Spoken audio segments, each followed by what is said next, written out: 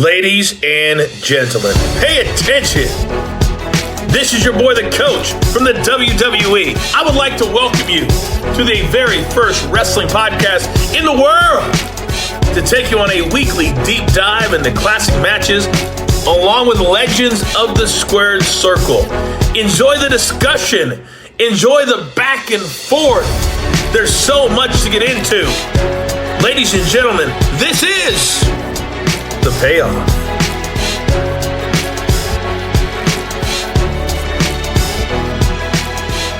Welcome to an all-new episode of The Payoff. I'm Tom. That's Jeff.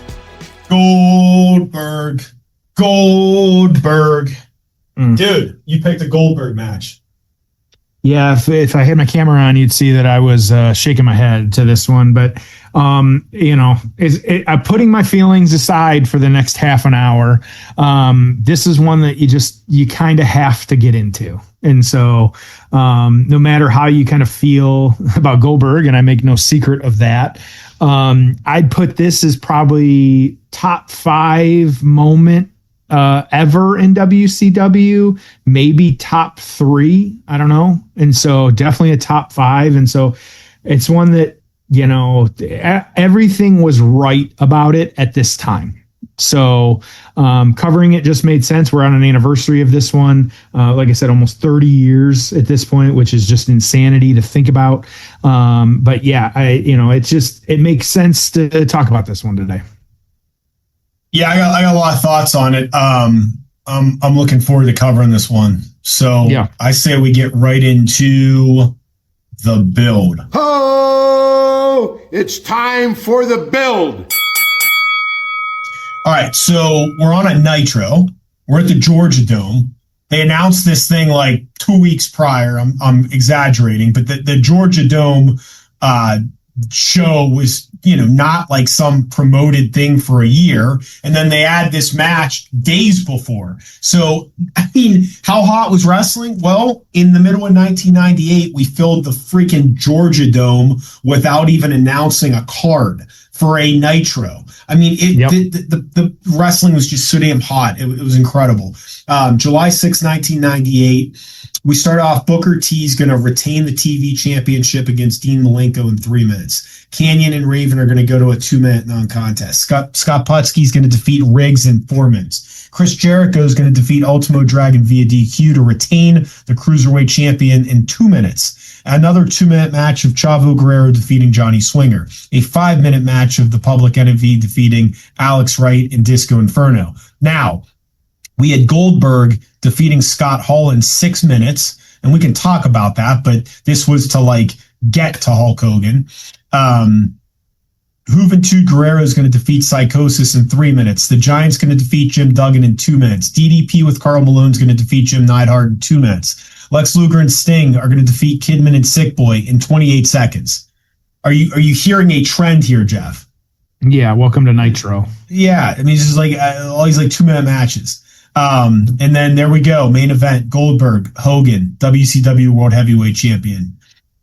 How do we get to this match, Jeff? Yeah, and this is one, like you said, there was a lot happening. Like wrestling couldn't have been hotter at this point. And so at this point, WCW was on the ratings winning streak. But things were starting to get a little weird too. And so you had the fragmented Hollywood versus Wolfpack NWO. And so, you had that happening. But then also on the flip side, Goldberg was organically over. He was undefeated. We're in Georgia. They made a big point of making the fact that he was from Georgia. So it was lightning in a bottle. And so, Goldberg got over on his own with some of this and just the no nonsense, the short dominant wins, tearing through everybody. And so, Hogan on the flip side here was Hogan. You've got, the NWO potentially interfering to keep the title. You also had the tension, Nash and the Wolfpack, they're the babyface side of this. And so do you get the flip side interference as well? And like you said, this one was announced with relatively no long-term build. It was really just a huge main event for Nitro in Atlanta, which Goldberg's hometown. And so, so instead of this long payoff where, maybe at what is it? Starcade or something like that at the end of the year, they just say, let's throw this on a Nitro. Like, let's do it. It's like, okay, that's what we're doing. And I think this was Nitro just trying to keep up and stay ahead. Like you said, when you were like 2 minutes, 4 minutes, 3 minutes, it's like, shit, why was it so short? Well, it's a Nitro. Like they were blazing through it. So I just want to watch this one, get into it. I'd be interested in the crowd throughout some of this one as well too. But I'm ready to do this, as ready as I can be with a Goldberg match. All right, I'm excited too. We are at the 5-minute mark. This is on the WCW YouTube channel, which I'm assuming the WWE runs. So it's the official one. I'm ready, man. Let's get into this. It's time for the payoff. Oh, it's time for the payoff. Did you like the fact that Goldberg had to wrestle Scott Hall earlier in the night to get to? No, I think that was them just overbooking the hell out of it. I don't think they knew what they had. They didn't know what they had, and so I mean they did, but they didn't know how to do it. And so I guess it worked, but also you didn't need it. Everyone's on their feet. Nobody's sitting. Like, yeah. I mean, it didn't kill the moment, but it's just like I would have preferred that the first time Goldberg came out was for this match. I mean, this is. Yeah, some are starting to sit down, but many are still standing. This is great. Okay, the question that always gets asked, and I want your opinion on this, is should this match have occurred on pay-per-view instead of Nitro? What do you say? Yeah, absolutely. Like, you had your biggest stars at the time. Like, why wouldn't you try and put this on a pay-per-view? Like, you could have built to it for a long time. I think that could be a story to look into one day of like, what's out there in regards to why. Like, yeah, it was quick. We know it was Georgia, it's Goldberg. Like, but you could have done, so much more with this to get to this point. And so, I think that it's really questionable to me. I would have loved to have been in the room on that. Yeah. Pat, your thought? Yeah. I don't care. So I think if it were me, the more you build, the more anticipation, the better. So, even if it was a 30-day build to get to this match and we do it on pay-per-view. So I tend to say, we shotgunned this and rushed it. We announced it on a Thunder and it happens on a Nitro. I would have, it wouldn't have been any better, but I think the build would have helped a little bit. So that would be the argument for it. I mean, it would have popped a huge buy rate. And if it popped a huge buy rate, would WCW still be in business today? Of course not. So, it's not like, here's the thing. It's like the people that are like, oh, you should have done this on pay-per-view. Okay, so you do it on pay-per-view. So how many more buys does that pay-per-view get because of Goldberg Hogan than it would have gotten? Oh, it gets an extra 100,000 buys. Okay, right. So it makes another 1.5 million of revenue. So what? It doesn't matter, right? Like, who cares? Yeah. It's just funny because it's like people don't do math. They're just like, oh my God, you left so much money on the table. Well, WCW, I don't remember what they did. We could look it up, but let's say they did $500 million of revenue, 500 million this year in 1998. I think it might have been like 300 or 400 million. So you're talking about making an extra 0.5% of revenue if you do this on pay-per-view. It doesn't matter. Then, remember, we're in the Monday Night Wars, so we're going against a taped Raw. Well, that's pretty cool that we can just crush them on TV. And if we pop a huge rating, it's probably going to help us sell more advertising. So potentially the financial impact didn't even matter. It's all negligent. So the idea of pay-per-view versus, I would have preferred that this was built longer, but I don't care whether it takes place on Nitro or on a pay-per-view. It doesn't matter. And remember, I know there was Starcade, but it's not like they had WrestleMania, right? Now, if this was the WWF, then I'd say, oh gosh, you probably should have had Goldberg win the Royal Rumble and go on to WrestleMania. That would be the way to play this, but that's the problem when you don't have a WrestleMania. So, according to our favorite person, WCW in 1998 made $30 million in profits. Okay, see if you find the revenue. See if you find the revenue. 100. Man, that seems low. I thought it was higher. Okay, so again, you make an extra 1% of revenue maybe if you put it on pay-per-view, and that's not factoring in the ad sales that they got and the goodwill they got from doing it on Nitro and the tickets they sold into a stadium. So it doesn't matter. Yeah. And to your point, though, like had they put this on a pay-per-view in 1999, you got 30 million in profits in 98. In 1999, 9 million in losses. So, like, we know what happened. It fell apart. But then it's at WCW in 2006, 62 million in losses. And so, like, they did a ton of cost cutting. It's on track for 80 million, but they did the cost cutting. So, yeah.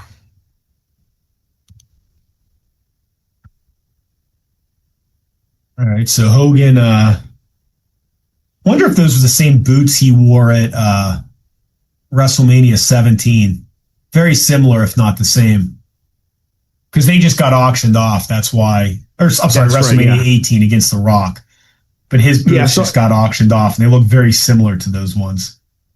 So everyone at home understands, anytime we see some of those auctions out there, usually I'll text you. I'll be like, hey, you want to go half? Or if there's a winning bid, I said, did you win? Is this you? And so it's usually not. And so, yeah. I'm considering selling my house maybe at the top of the market here so that I can buy more wrestling memorabilia. You could be the next green shirt guy. You'd be, yes. Yeah, absolutely. So Hogan kind of slowing it down. He's on the outside. He's got his belt on and off. He's kind of, just kind of slowing the pace down a little bit here. I'm sure part of that was for Goldberg because this is one of the longer matches he's had to do.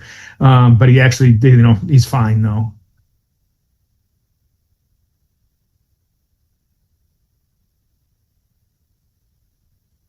Good, just kind of dominant heel Hogan.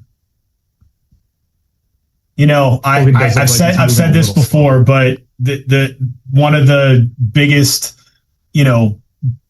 column or biggest things in like the pro column as to why Hogan's the greatest of all time is that he was arguably the greatest babyface wrestler of all time and the greatest heel wrestler of all time. I mean, it's crazy, right? Like, I mean, look at him right here. You're like, what a just dastardly heel and, working such a great heel style and listening to the crowd. Oh, but he also was the greatest babyface to ever do that too. Right. Yeah.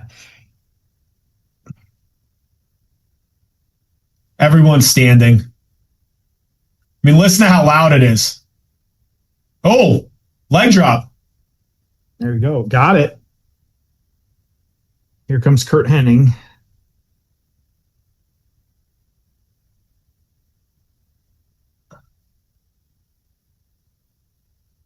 No. Right on their heels.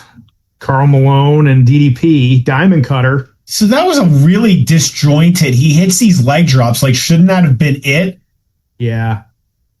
Like, it made no sense for Perfect to be coming out. Here comes the, Okay, now we're cooking here.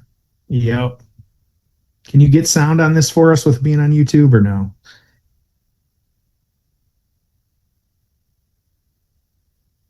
I feel like the timing was off on those leg drops and the kick out and the interference. They had to be. Doesn't matter now because here you're going to get your moment. Cups flying, toilet paper flying. There you go.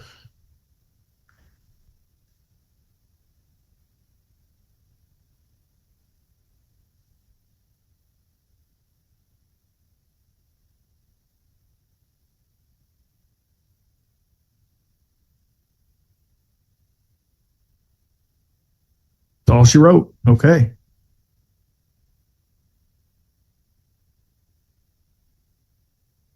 Man, Heenan was so good on commentary.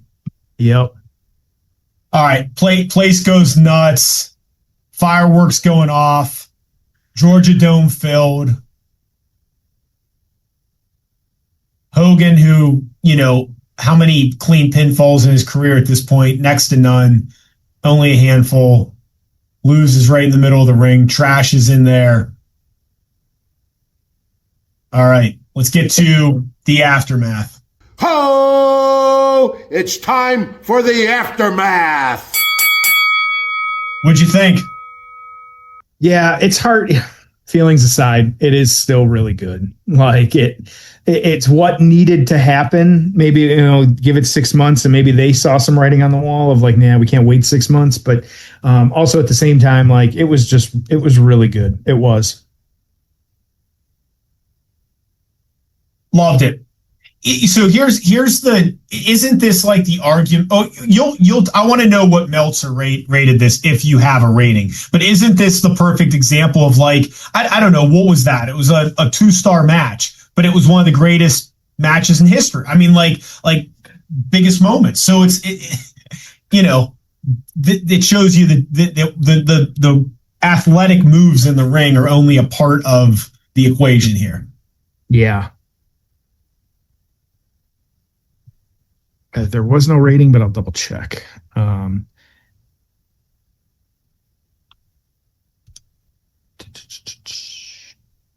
he didn't rate this one. So, but anyways, okay. We in the aftermath? We doing this? Okay. We are. All right. So yeah, overall, like, it was what it was. It was good. It really was for this moment. I'd be a liar if I said I wasn't a huge Goldberg mark when in 1998. Like it would be a lie. So overall, it was really good. But now you've got Goldberg as the champ, undefeated, defended against everybody. Diamond Dallas Page at Halloween Havoc. His booking got a little shakier, and he was, limited in ring, as we know now, just because there was only so much he could do. But we also know now that he's an asshole. Yeah, there's that today. I can't forget about that part either. And so, and I'm, unlike Brett is an asshole, but he's honest. I feel like Goldberg is an asshole and he's Goldberg. So, anyways, but anyway, so yeah, this rivalry didn't really continue. It was just kind of what it was. It was huge payoff, but then limited kind of follow up after this. And so Hogan wasn't rated in 98 on the PWI, but Goldberg was number 2. And so, how do you want to rank this one? Man, this is the classic, right? This is probably one of those like Hogan and Andre at WrestleMania 3. I don't know. The match was fine. Like it wasn't like a great match or anything, but it was historically one of the biggest matches and moments of all time. I will give this an 8.5. So crowd goes nuts. We're in the dome. Yeah. Incredible moment. Iconic. One of the biggest things to ever happen. So 8.5. As I watch it back, it's just, it's not booked perfectly.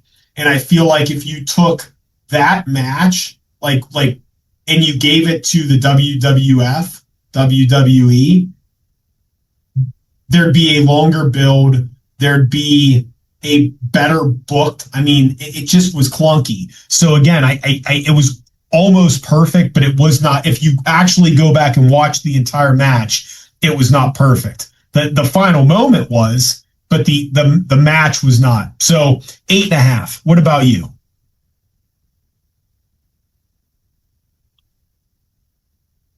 Yeah, I hate to say it, but I'm at a 9. Oh, okay. It feels hard, it hurts my heart to say that, but it's one, like you said, I would probably put it W. Like it just, and because it was at the time, you can't, disregard that fact. And so, not that I enjoyed the match necessarily, but its historical significance for Goldberg, Hogan, WCW, what it was like. I would feel disrespectful to give it anything lower because of those factors. So, yeah. So I'm giving Goldberg match a 9. Mark your calendars, everybody. Let me ask you this: How often do moments like this happen in wrestling? Is that like a once every 5 year? I mean, you and I have been watching wrestling for 40 years. How many moments do you have in that category? You probably have 20 or less. I mean, it's one of the top ones ever. So it's like every couple years you get something like that. So it's pretty special. That's my point. Good stuff. Okay. All right. We got an interesting one next week. We have our first ever Dusty Rhodes match. And so is this our first ever? In kind of as he's a little older and a different, believe so, singles for sure. Wow. Okay. Let's see here. Yeah, I believe so. So we're going to get into it. Well, I'm excited. We're going to do that. We got Dusty Rhodes taking on Randy Orton, 2007. Let's make this happen. Yeah, let's make it happen, man. All right. Well, appreciate everybody listening. We'll see you next week on an all-new episode. Send them home happy. What do you got? Yeah. We'll talk to you next week on an all-new episode of The Payoff.